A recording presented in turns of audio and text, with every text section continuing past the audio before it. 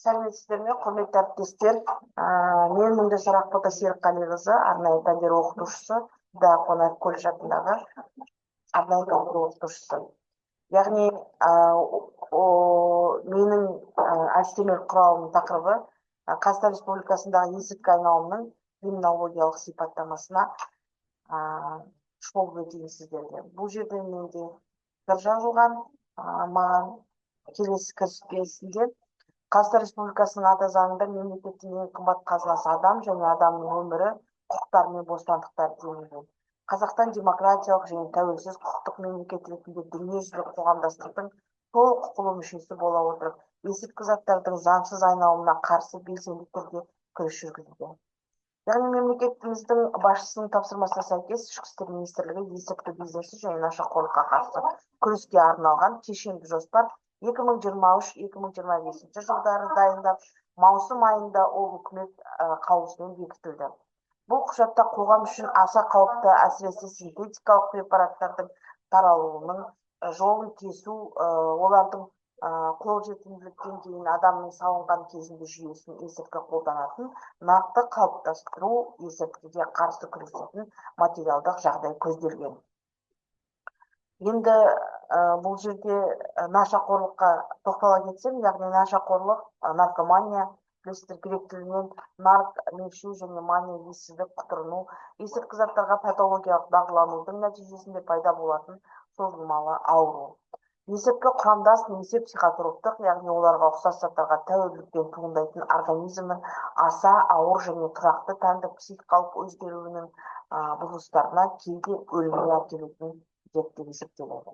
Нашақорлық денсаулығының бірте-бірте нашарлауымен, зияткерлік және моральдық тозуымен қатар жүреді. Есірткілерді тұтыну, нашақорлық және наркотизм сөздерінің мағынасын ажыратып жүрген жөн. Есірткілік заттарды тұтыну, алкоголь мен темекі тұтынуға ұқсас, бұлардың бәрі зиянды, яғни ләззаттарға жатады. Өйткені олар тұтынушыға субъективтік ләззат сезімін сыйлайды, бірақ организмға зияны өте көп. Яғни есірткі қазіргі заманның жаһандық байланысы, есірткі заңсыз өндіру проблемасы адамзаттың басқа да жаһандық проблемаларымен тығыз байланысты. Бұл ЖКТБ таралуы, террористердің қызметін қаржыландыру, жалпы ұйымдасқан қылмыстың дамуы. Есірткінің заңсыз айналымымен тығыз байланысты және жаһандық сипатқа ие тағы бір проблема мемлекеттердің поляризациясы, өнеркәсіптік теңсіздіктің барған сайын төмендеуі.